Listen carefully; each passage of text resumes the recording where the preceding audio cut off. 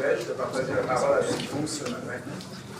Alors, prions ensemble. On va aller voir ce que le Seigneur va nous révéler dans sa parole ce matin.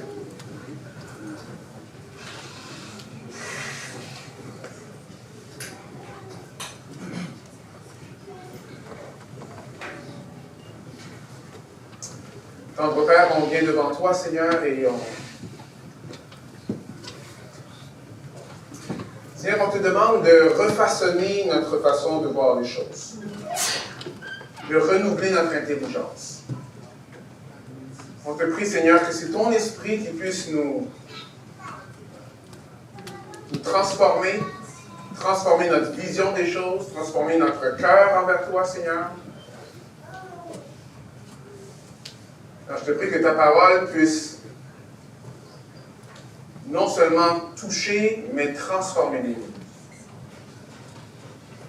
Premièrement la mienne, et tout le monde qui va entendre ta parole ce matin. Seigneur, on te prie, Seigneur, que tu puisses agir avec puissance. C'est en ton nom, Jésus. Amen. Alors, il y a un professeur qui avait deux groupes. Et le professeur a décidé de montrer un dessin aux deux groupes. Le même dessin. Au premier groupe, il a montré le dessin et il a juste dit, voici un dessin. Voilà. Les jeunes, ils ont pris le dessin. Et ce n'était pas plus important que ça. Le deuxième groupe, il a pris le même dessin.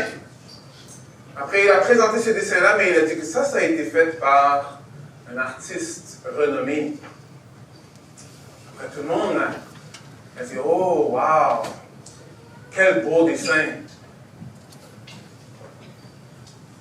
C'est intéressant de voir ça parce que on a tendance, nous les humains, à mettre beaucoup d'importance aux personnes qui sont reconnues et ceux qui sont respectés. Alors, même dessin. Je sais pas, moi, des fois, je vois des œuvres d'art. Peut-être c'est juste parce que je suis pas artiste, mais je ne comprends pas pourquoi c'est des œuvres d'art qui vont pour des milliers de dollars. Mais parce qu'il y a un certain nom attaché, on va considérer. C'est quand même intéressant de voir ça. Que nous, quand ça a à faire avec la façon qu'on va mettre la valeur à certaines choses, c'est beaucoup relié à ce que les autres pensent de nous ou de la personne en tant que telle. Mais la question, c'est est-ce que ce genre de mentalité-là est dans l'Église aussi? Ou est-ce que à ceux qu'on va donner la valeur, ceux qu'on va aimer, c'est ce qui a du prestige, ce qui est éloquent, ce qui a de l'approbation des autres?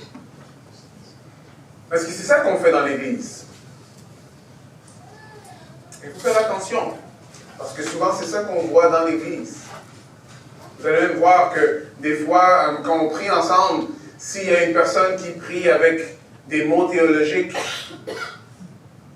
il y a beaucoup moins de prières après. Pourquoi? Oh, ben moi je ne suis pas sûr si moi je suis capable de prier Dieu parce que je n'ai pas les mêmes mots que la personne. Mais ça, c'est, encore une fois, mettre la valeur dans les mauvaises choses. Si Dieu t'a sauvé, il veut te parler. Il va parler à l'autre quand il va parler à l'autre. Il va te parler comme il va parler à toi. De la même façon que quand toi tu parles à Dieu, tu parles à Dieu. Tu ne parles pas aux hommes. N'est-ce pas? Mais ce genre de prestige qu'on donne aux humains,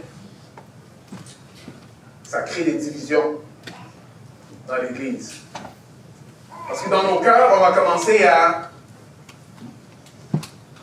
mettre de la valeur dans certaines personnes et pas d'autres. Certaines personnes vont nous faire comme rouler les yeux parce qu'il y en a d'autres qui vont prendre notre attention. On va avoir une certaine attitude de cœur envers certains et pas d'autres. Et c'est ça que Paul est en train d'adresser dans 1 Corinthiens 4, qu'on va voir aujourd'hui. Alors, on est dans la dernière section de la première section du livre, où est-ce que Paul adresse la division.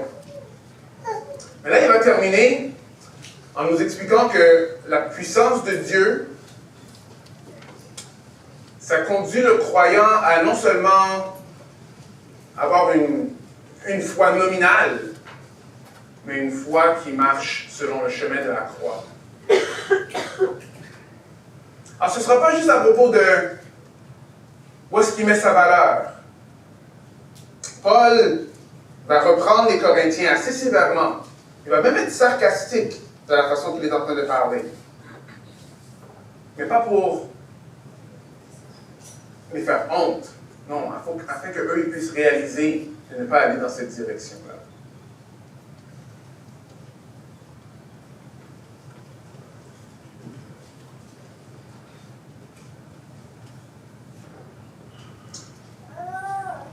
Avant qu'on arrive dans 1 Corinthiens, j'aimerais juste vous lire un peu le contexte dans lequel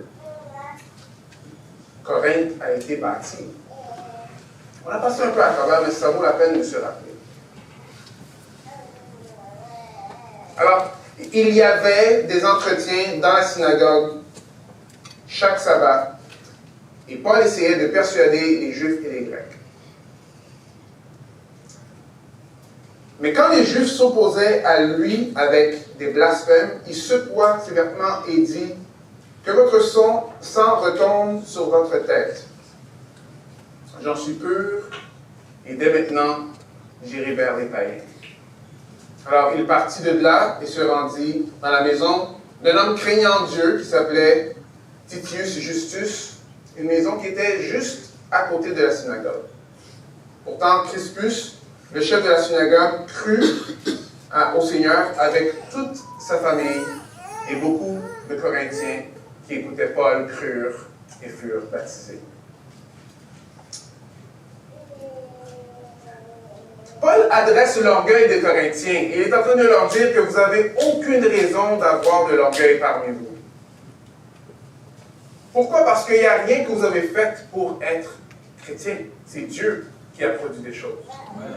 Et quand on regarde l'histoire ici, on voit que non seulement que Paul est allé à une maison de personnes qui faisaient des tentes, et eux, ils étaient là parce que Rome les avait mis dehors.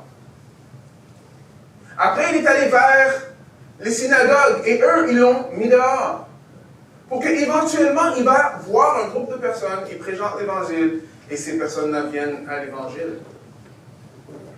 Paul leur rappelle, il n'y a rien que vous avez qui n'est pas venu de Dieu. Vous n'avez aucune raison pour être orgueilleux.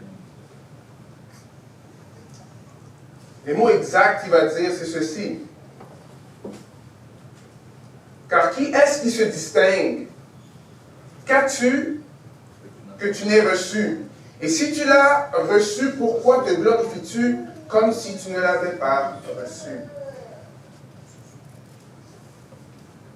Et c'est qu'il y a certains, quand on parle de la prédestination, on a de la misère avec ça. Mais, vous savez, c'est supposé d'avoir de la misère avec ça, parce qu'aucun d'entre nous sommes Dieu. Et on n'est pas capable de prédestiner quoi que ce soit. Mais à travers toutes les Écritures, c'est très clair que c'est Dieu que lui, c'est lui qui fait son cheminement. C'est lui qui va sauver. On n'a rien à s'enorgueillir, absolument rien.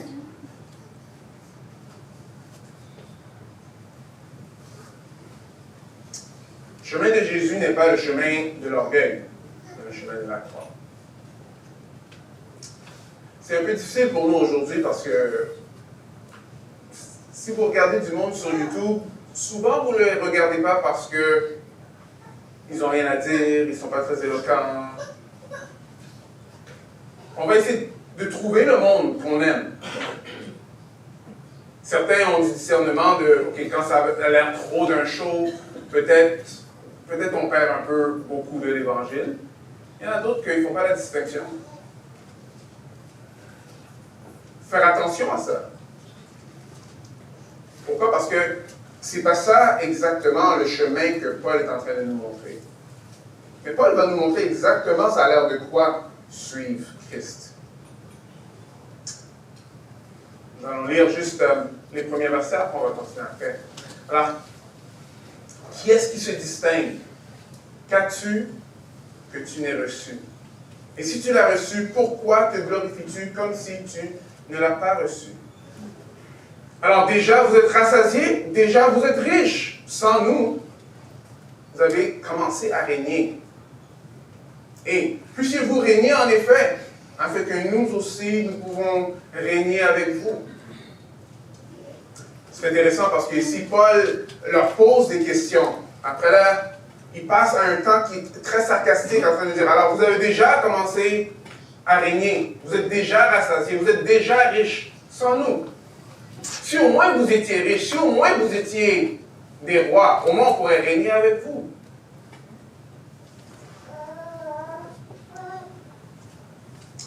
On va commencer avec la première question. Qu'est-ce qui te distingue? Parce que si on y pense vraiment, on peut prendre cette façon-là, car qui est-ce qui te distingue? Ou qu'est-ce qui te distingue? On va montrer comment on le traduit, mais les deux font du sens. Qu'est-ce qui fait en sorte qu'un chrétien est un chrétien?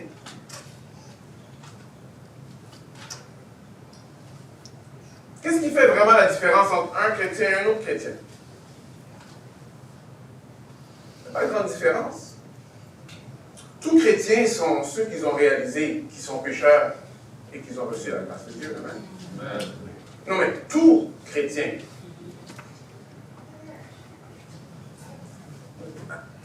Rappelez-vous ceux qui ont goûté la grâce de Dieu. D'où est-ce que Dieu vous a sorti? Vous étiez où le jour de votre conversion? C'est quand est-ce que vous avez réalisé que vous étiez pécheur et que vous aviez besoin d'un sauveur? Tous ceux qui sont en Christ peuvent partager cette expérience-là. La seule chose qui nous distingue d'un non-chrétien, c'est que nous, on a reçu le cadeau que Jésus offre à tout le monde. Alors pourquoi est-ce que, c'est ça que Paul est en train de dire aux Corinthiens, alors pourquoi est-ce que là, vous allez commencer à choisir, ok, bon, moi je suis de Paul, moi, et moi je suis d'Apollos, et moi je suis de Christ, mais moi je suis de Céphas, moi je suis des personnes importantes, parce que lui, il comprend, mais Paul est en train de dire, ça ne fait aucun sens. Qu'est-ce qui distingue un de l'autre? Absolument pas grand-chose. Parce que ce que nous, on a besoin de comprendre, c'est que ce qui fait un chrétien, c'est qu'il a reçu la grâce de Dieu. L'autre façon qu'on peut prendre cette petite phrase-là, c'est « Alors, car qui est-ce qui te distingue? » Right? On voit que c'est Dieu qui te distingue. J'ai une bonne nouvelle pour vous ce matin. Dieu transforme des vies encore aujourd'hui. Dieu change des vies encore aujourd'hui. Si vous avez bu dans le Kool-Aid, peut-être qu'on ne voit pas du Kool-Aid, dans la limonade, tout le monde connaît la limonade, n'est-ce pas? Non? Limonade, tout le monde sait c'est quoi? Okay. Si vous avez bu de la limonade de la société qui vous dit que vous ne pouvez pas changer, c'est des mensonges. Si vous croyez dans votre esprit que « Ah, moi je suis trop loin », c'est des mensonges. Ici, encore une fois, on voit c'est qui est-ce qui nous distingue? Bon, c'est l'Esprit de Dieu. L'Esprit de Dieu transforme encore aujourd'hui. Maintenant, il y en a qui vont dire « Oui, mais bon, je ne vois pas tant de différences qu'avant. » Vous n'allez pas être transformé à devenir le voisin. Mais Dieu va vous transformer pour que vous ressemblez davantage à Jésus-Christ. Est-ce que vous me suivez? Parce que souvent, ce que nous, on veut comme changement, c'est ou bien le voisin, ou bien l'autre Patrick qui est dans ma tête, là. Mais Dieu ne va pas changer Patrick par l'autre Patrick dans ma tête. Il va transformer le vrai Patrick en quelqu'un qui ressemble de plus en plus à Jésus-Christ. Vous me suivez? Il va vous transformer, vous, à quelqu'un qui ressemble davantage à Jésus-Christ. Alors, est-ce qu'il y a une place où est-ce qu'on va parler à des non-chrétiens en les regardant comme s'ils sont moins que nous? Sur quelle base? On est exactement comme eux. Si ce n'est pas qu'on a reçu le cadeau de Jésus-Christ. Alors, dans cette église en ce moment, ce qui est en train de se passer, c'est qu'il y a beaucoup de divisions, parce que les Corinthiens sont en train de mettre de la valeur à la mauvaise place. À la mauvaise place. Deuxième question qu'il va poser, c'est qu'as-tu que tu n'aies reçu?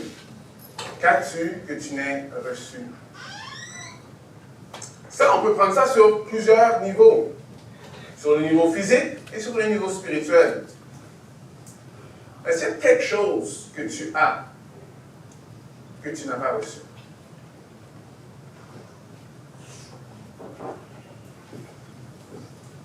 Tout.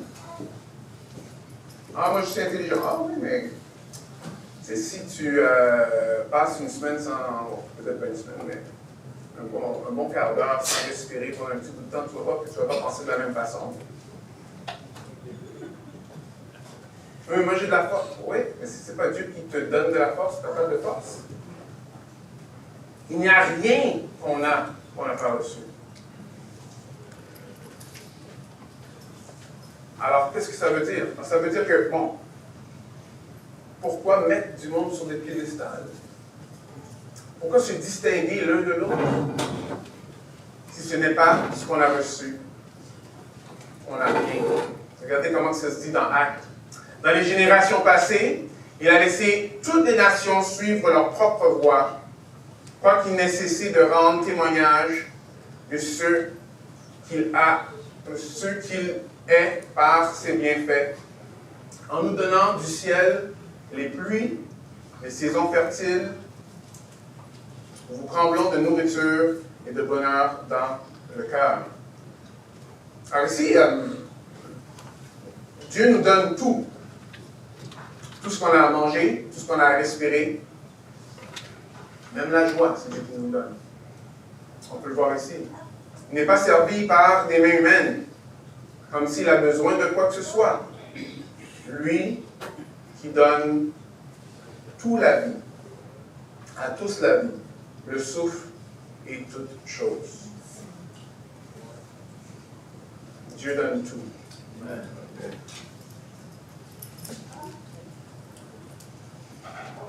Vous savez, je suis en train de voir que cette notion que Dieu donne tout, il y a plusieurs personnes qui saisissent ça, mais qui vont quand même dire, moi je ne veux pas... Moi, je crois que c'est Dieu qui fait quelque chose. Alors, il y en a plusieurs maintenant.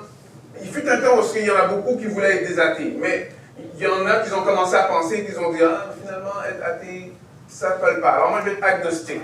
Alors, agnostique veut dire que je ne sais pas s'il y a un Dieu, si je ne sais pas qu'il y avait un Dieu, je ne peux pas dire non à ça. OK? Mais l'idée qu'il y a un Dieu, que tu as tout reçu, ça te rend redevable à ce Dieu-là. Alors, on ne peut pas juste dire, je crois en Dieu, sans comprendre qu'on est redevable à ce Dieu-là. Dans Colossiens, ça dit que Jésus-Christ, tout a été créé par lui et tout a été créé pour lui. Pour lui. Spirituellement parlant, béni soit le Dieu et le Père de notre Seigneur Jésus-Christ qui nous a bénis de toute bénédiction spirituelle dans les lieux célestes en Christ. Alors même spirituellement parlant, tous les dons qu'on reçoit spirituellement, c'est Dieu qui nous le donne. Il y a une histoire qui est quand même assez triste des fois quand on y pense. Dans l'histoire de l'Église, particulièrement aux États-Unis, beaucoup des artistes séculiers sortent de l'Église. Je suis pas en train de dire que chanter c'est comme un don spirituel, pas nécessairement. Parce que si tu ne chantes pas pour Dieu, tu chantes, mais ce n'est pas un don de l'esprit. Mais ce qu'on voit, c'est qu'il y a eu une grande majorité des personnes qui étaient dans l'Église, qui ont vu que genre, non, moi, je ne veux pas chanter pour Dieu, moi, ce que je veux aller faire, c'est que je veux chanter dans le monde. Les plus grands artistes que vous connaissez, beaucoup ont eu leur jeunesse dans l'Église. les dons spirituels ne sont pas là pour qu'on puisse s'en enorgueillir. Les dons spirituels sont là pour servir le Seigneur. Amen. Après, il termine avec cette question. Et si tu l'as reçu, pourquoi te glorifies-tu comme si tu ne l'avais pas reçu? Comme si tu ne l'avais pas reçu. Un jour, le roi Nebuchadnezzar, il s'est levé, après il a regardé, après il a dit, « Wow, je suis quand même bon. » Et Dieu l'a utilisé comme un exemple pour nous rappeler de l'orgueil. Comment que tu peux dire que tu es bon? C'est moi qui te donne même l'intelligence pour faire ces choses-là. Vous voyez, il n'y a aucune issue pour l'homme, si ce n'est que reconnaître qui il est, se repentir et s'attacher à Dieu. Si tu ne connais pas Jésus-Christ ce matin, Jésus est mort pour tes péchés. Oui.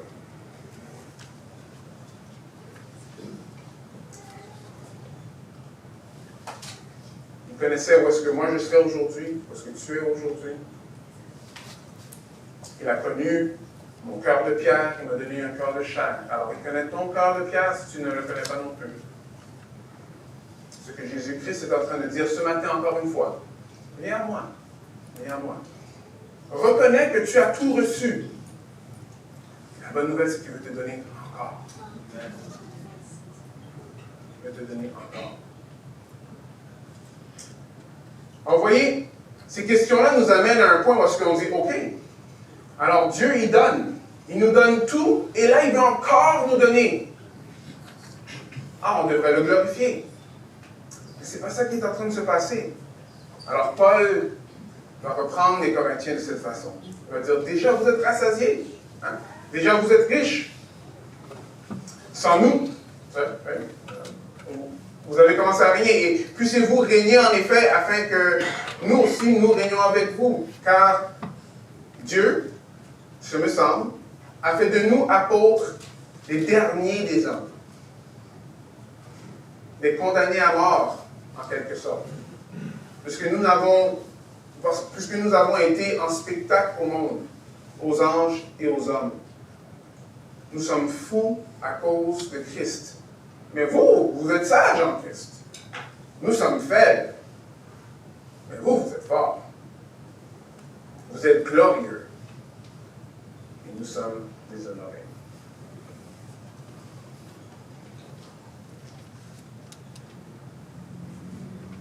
En sachant qu'on a tout reçu de Dieu, connaissant notre cœur qui pêche, ça veut dire qu'on veut rejeter Dieu. Il n'y a aucune raison pourquoi Dieu viendrait vers nous. En plus, il vient, il souffre. Lui, il n'a jamais péché. Il souffre à ma place. Il va sur la croix à ma place. Il meurt pour mes péchés. Il me donne la vie en son nom. Ça devrait nous emmener quelque part d'autre que un peu la façon que les Corinthiens voyaient les choses. Là, ils voyaient qu'ils étaient riches déjà. Ils étaient rassasiés. Ils régnaient. Vous voyez, ça c'est vraiment quelque chose qu'il faut faire attention, particulièrement quand ça a à faire avec mixer le christianisme avec la politique des fois. C'est sûr et certain, d'après tes valeurs, ça va te diriger dans comment tu vas voter. Mais ce n'est pas de ça que je suis en train de parler. Je suis en train de parler de ces genres d'identité qu'on peut mettre et attacher au christianisme qui n'a rien à faire avec la Bible.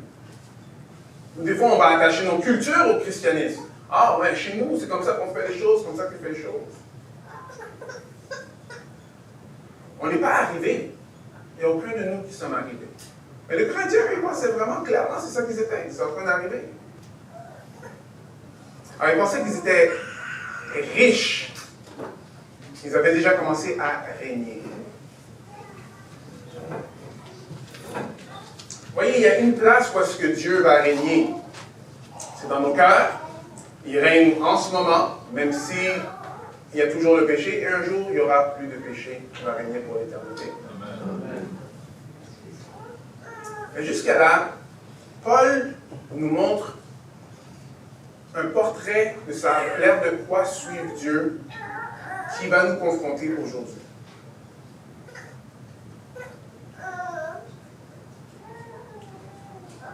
Il est en train de dire ici que oui, nous sommes faibles. Nous sommes déshonorés. Certaines personnes qui vont dire même que nous sommes de la charogne nous-mêmes.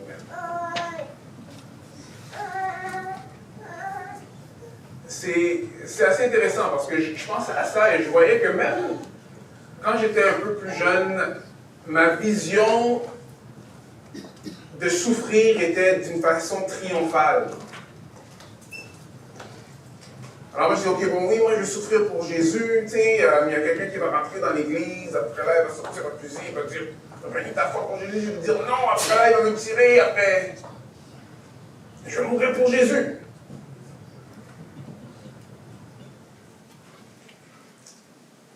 Il y a un problème avec ça. Le problème, c'est que ça, c'est encore la gloire des hommes.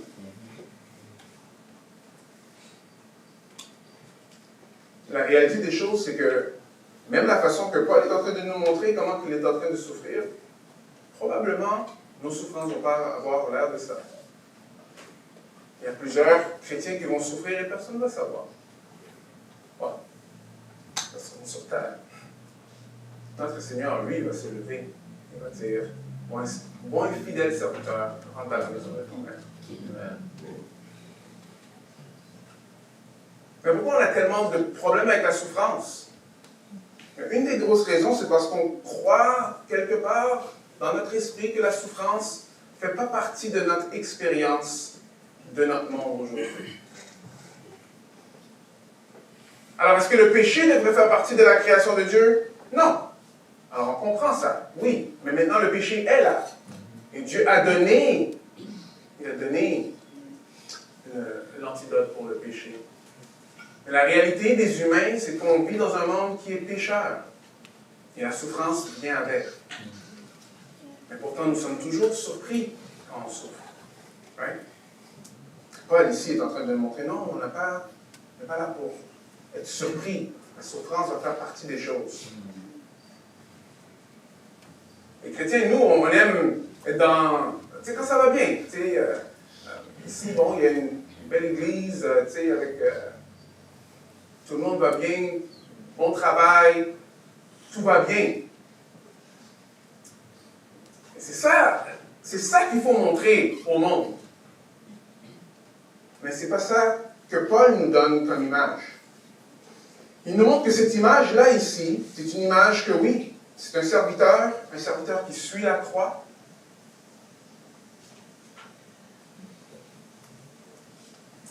Et que par la souffrance, il y en a plusieurs qui vont venir à l'Évangile. Regardez dans le verset 11 à 13. Jusqu'à cette heure, nous sommes exposés à la faim, à la soif, au dénuement, au coût, à une vie errante,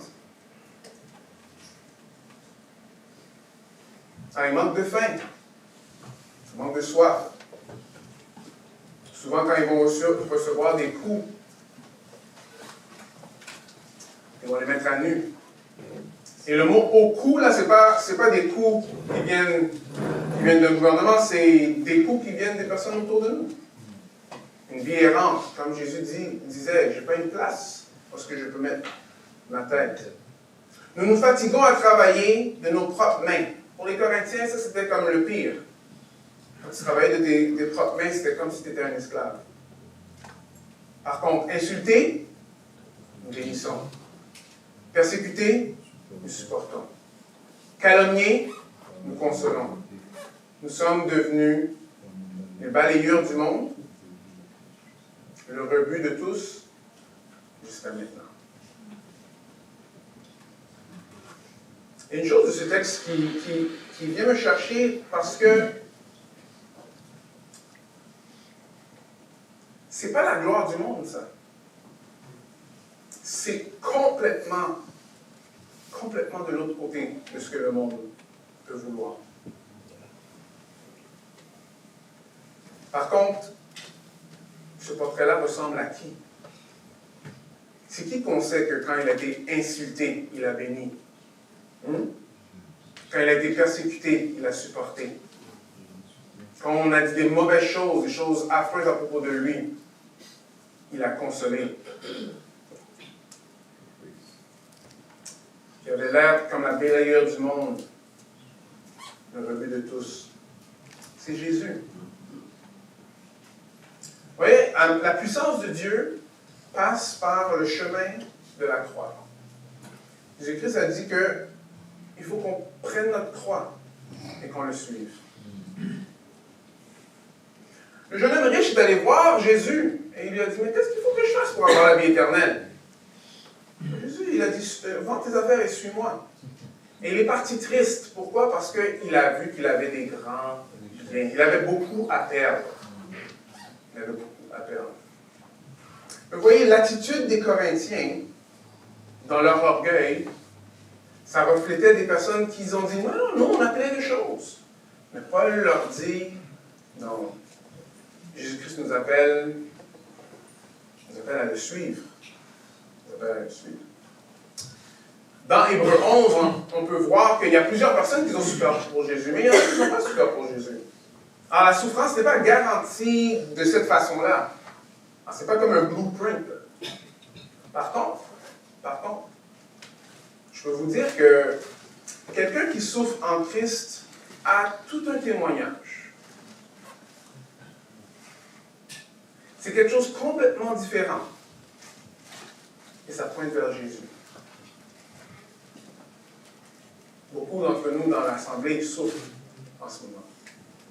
Est-ce qu'on a déjà pensé que ces souffrances-là, Dieu les utilise pour encourager d'autres,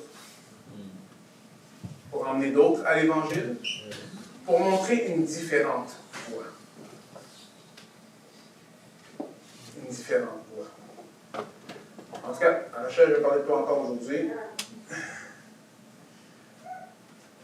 Rachel qui est à l'hôpital et que c'est difficile.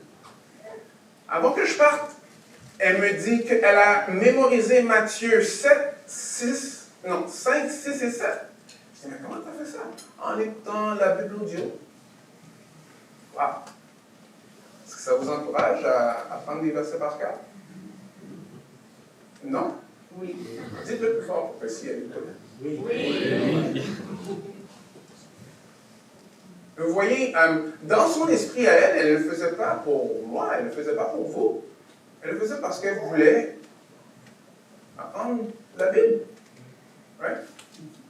Même dans sa souffrance. Vous voyez, ça a un impact. On ne peut pas monnayer. Les souffrances qu'on passe en tant que chrétien ne sont pas des souffrances qui sont pour rien. Ce ne sont pas des souffrances qui sont pour rien.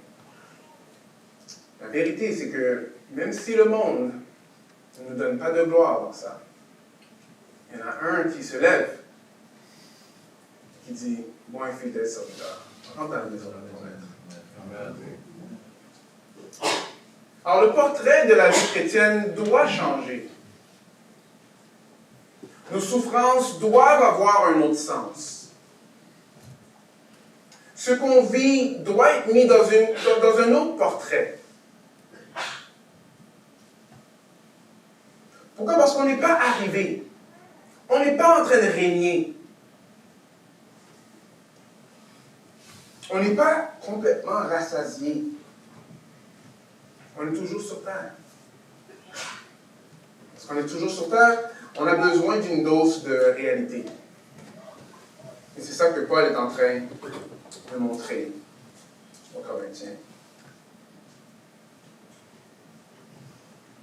Oui, mais tu sais, le joueur de hockey, là, ouais, ok, mais si lui devenait chrétien, là, waouh, plein de personnes viendraient à l'Évangile.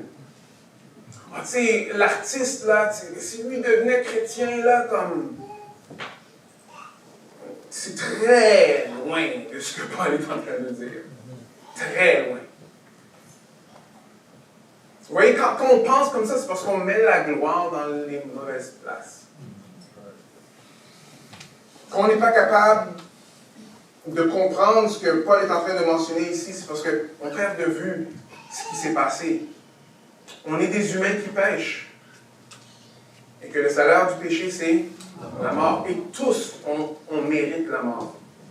Mais Dieu, lui, il est venu parmi nous. Il est venu parmi nous. Il a marché la marche qu'on ne pouvait pas marcher.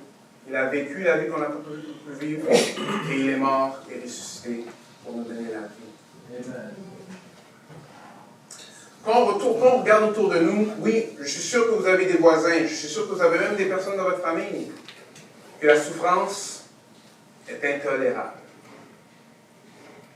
Et honnêtement, je les comprends.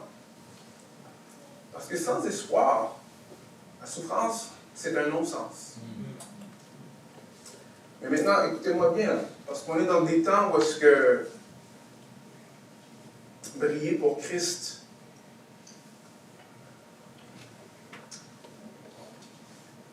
est très important. Dans une pièce qui est extrêmement noire, juste briller un tout petit peu va briller beaucoup. Alors quand nous, on va dire non à l'aide médicale à mourir, on va dire que c'est non. On va dire non au suicide assisté. On va dire non à l'avortement. On va dire non à tricher dans notre travail. On va dire non à tricher sur nos taxes. On va dire oui à pardonner ce que plusieurs personnes autour de nous considéreraient comme impardonnable. Mais sachez que vous êtes en train de suivre l'Esprit qui met la lumière dans le monde et qui brille. L'affaire est qu'il y en a qui cherchent la lumière. Ils cherchent la lumière. Et ils vont la trouver parce que vous marchez par l'Esprit. Il y en a d'autres qui ne voudront pas voir la lumière. Mais ce qui est intéressant, c'est qu'à Corinthe, voici ce que le Seigneur a dit à Paul. Le Seigneur dit à Paul en vision pendant la nuit, « Sois sans crainte, mais parle et ne te tais pas, car moi, je suis avec toi, et personne ne mettra la main sur toi pour te faire du mal, parce que j'ai un peuple nombreux dans cette ville. » Brille, Paul. Brille pour moi. Suis-moi. Parle de moi. Parce qu'il y en a qui ont besoin de savoir que la lumière est là. Il y en a plusieurs autour de vous qui ont besoin de savoir que la lumière est là. Vous avez des amis, vous avez des cousins, vous avez des tantes, des oncles qui ont besoin de savoir qu'il y a de l'espoir. Il y a de l'espoir en Jésus-Christ. Amen. Amen. Alors Paul continue à dire, c'est pas pour vous faire honte qu'il dit ça. Il veut pas les humilier. C'est pas ça qu'il est en train de dire. Mais je vous avertis, comme mes enfants bien-aimés. En effet, quand vous auriez 10 000 précepteurs en Christ, vous n'avez cependant pas plusieurs pères, puisque c'est moi qui vous ai engendré en Jésus-Christ par l'Évangile. Alors non seulement que Paul nous remet un portrait très différent de sa l'air de quoi vivre pour Christ, là il est en train de dire que, ok, regardez, suivez-moi, parce que je suis votre Père en Jésus-Christ.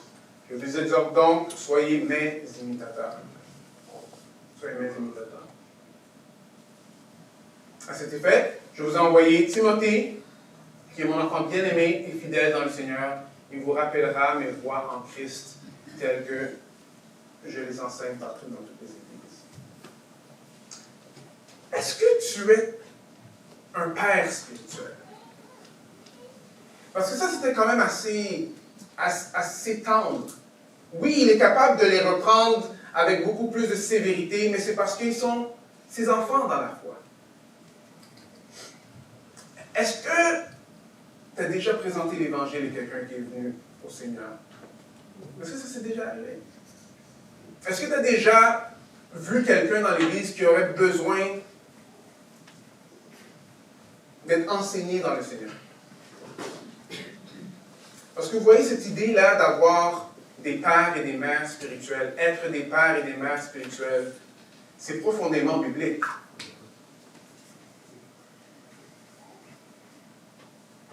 Michel et Ginette sont un très bon exemple.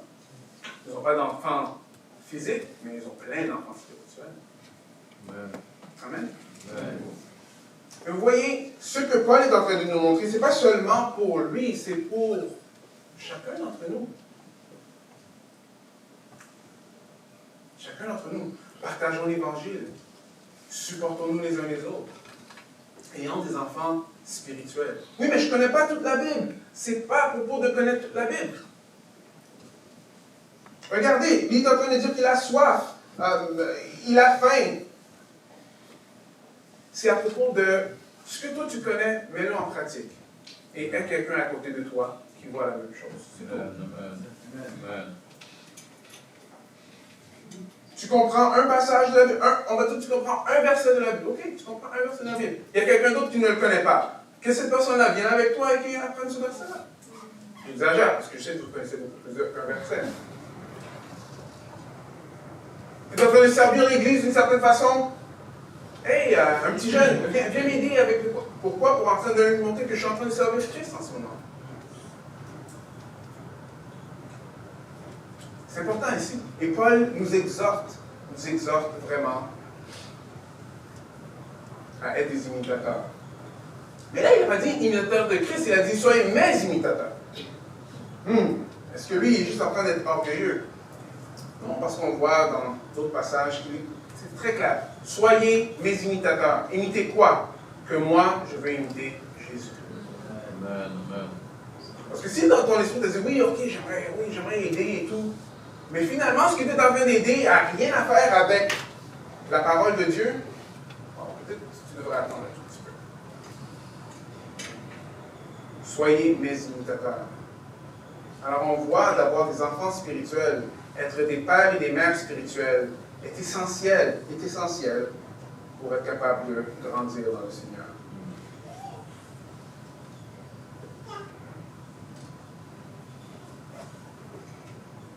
Alors, en effet, vous aurez 10 000 précepteurs en Christ. Vous en avez cependant à plusieurs pères.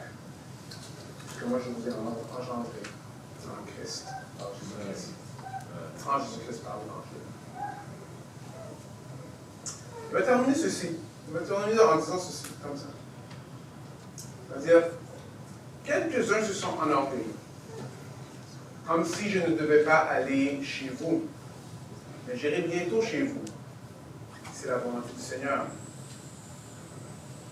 Et je reconnaîtrai non les paroles, mais la puissance de ces orgueilleux. Car le royaume de Dieu ne consiste pas en paroles, mais en puissance. Que voulez-vous? Que j'aille avec un fouet? Ou avec amour et un esprit de douceur? Quelque chose, hein?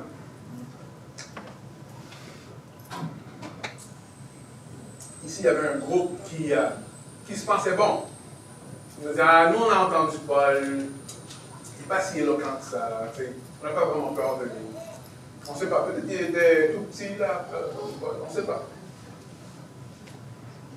Mais Paul est en train de dire qu'il y en a parmi vous qui parlez beaucoup, qui dites beaucoup de choses, mais le royaume de Dieu, c'est avec la puissance que ça fonctionne. Pas juste avec la parole.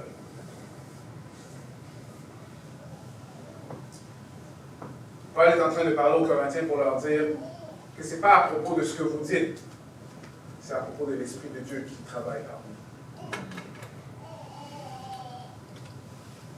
Si tu connais Jésus-Christ comme ton sauveur personnel, tu sais que c'est la puissance de Dieu. C'est la puissance de Dieu qui t'a sauvé. Amen. Amen. Ce n'est pas à propos de ce que quelqu'un dit, c'est à propos de l'Esprit de Dieu qui est par nous. C'est important de comprendre ça, parce que des fois, on va penser que la puissance d'une église, c'est parce que l'église est grosse. Ou la puissance d'une église, c'est parce qu'il y a plusieurs personnes qui viennent qui viennent le dimanche matin? Ou parce qu'il y a beaucoup de choses qu'ils sont en train de faire? Ou parce qu'ils sont vraiment cool, on va dire, sur YouTube? C'est la puissance de Dieu qui transforme les vies. Maintenant, il y en a qui sont grosses, il y en a qui sont petites. Mais il faut chercher pas ce qui frappe aux yeux, mais la puissance de Dieu. Amen.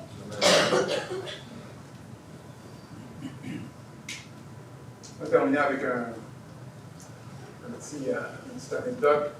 Je l'ai probablement déjà dit, mais je trouve qu'elle est bonne. C'est un homme qui est allé dans un autre pays, allé avec sa famille. Pendant qu'il était là, ça lui a pris 7, 8, 9, 10, 11 ans dans une place complètement étrangère avant d'avoir un converti. Pendant ces 11 ans-là, son épouse a perdu la tête, son fils est mort. Elle a prêché l'Évangile. Et après cette 11e année-là, Dieu a commencé à bénir. Le village est venu. D'autres villages. Peut-être des centaines et des centaines de personnes que leur vie sont complètement transformées.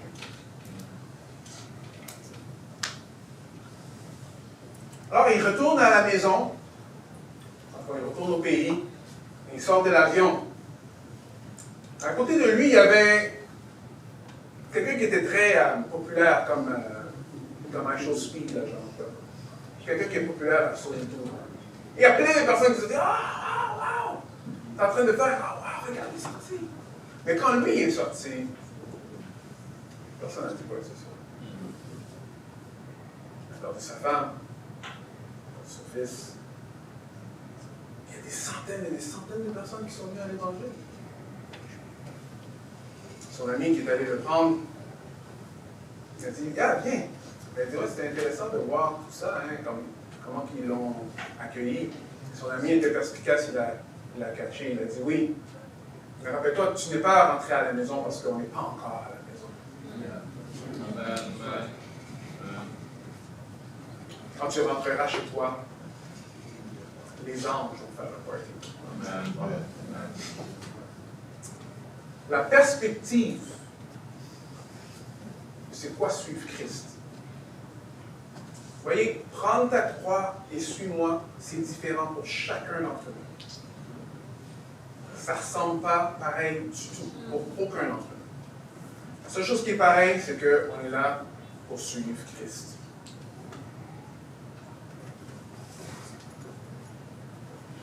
Il y a une grosse exhortation que les Corinthiens nous donnent. C'est qu'il y a tendance de vouloir être comme le monde. Qu'on veut que l'Église ressemble comme le monde. Les principes du monde, rentrer dans l'Église. Mais il faut faire attention à ça. Parce que ce n'est pas à ça qu'on est appelé. On est appelé à prendre notre croix et suivre notre Seigneur. Tout concourt au bien de ceux qui aiment Dieu. On peut le dire ensemble? Tout concourt au bien de ceux qui aiment Dieu. Tout concourt au bien de ceux qui aiment Dieu. Si moi, je me dis, ah oui, mais tu sais, Jésus. Non. Jésus, lui, il a souffert aussi. C'est parce qu'il a souffert. Il est mort et il est ressuscité. On peut savoir que nous aussi, probablement, il y aura des souffrances. Il y a déjà eu des souffrances. Il y en aura encore. Vous savez, Jésus, il a vécu ça. Il est mort et ressuscité. Pourquoi? Parce que c'est là qu'il y a la vie. C'est en Christ. Et c'est lui le seul espoir. Amen. Amen.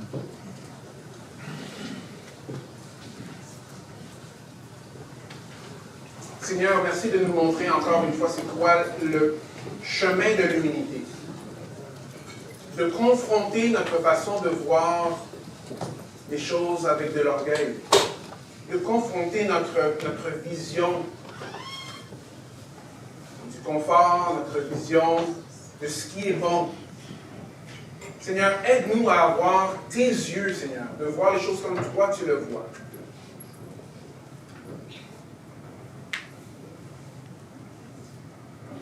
Aux yeux des hommes, cette façon de faire est folle. C'est pour des fous. Nous, on sait que c'est en toi qu'on peut goûter la puissance de Dieu. C'est en toi qu'il y a le salut. C'est en toi qu'il y a la joie de t'appartenir. Alors, Seigneur, je te prie que nos regards puissent être fixés sur toi et qu'on puisse être juste satisfait de tes regards. Beaucoup plus que les regards des hommes. Je fais ça en ton nom, Jésus. Amen.